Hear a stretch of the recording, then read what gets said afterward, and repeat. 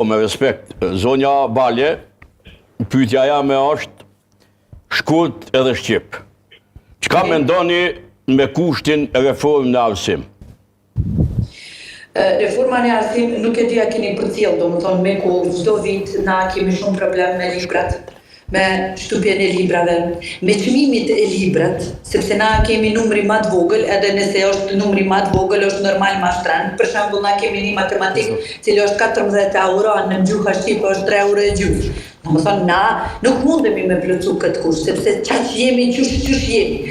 Masa ne kemi problem me përkthim, kemi problem domethënë me drejtimet e njëjta në Prizren gati 20 vite. Unë po du këtë diskriminimi pozitiv, sepse na në fakt nuk kemi me numër qaq se mundemi me plotsu kushtet që janë e njëjta për shqiptarëve, sepse ju jeni ma shumë se na, edhe nëse janë kushtet e njëjtë, është për neve është pamushme për me plotsu. Vërtet kemi shumë problem, edhe unë du me ullë edhe me bisedu për to, sepse Alin arsimi është super rëndësishëm për neve. Qartë, ama Duda, në këtë drejtim pyetjen Alili e nënkuptoi, tha mos e keni çështjen e Bardhjes Shamis më herët.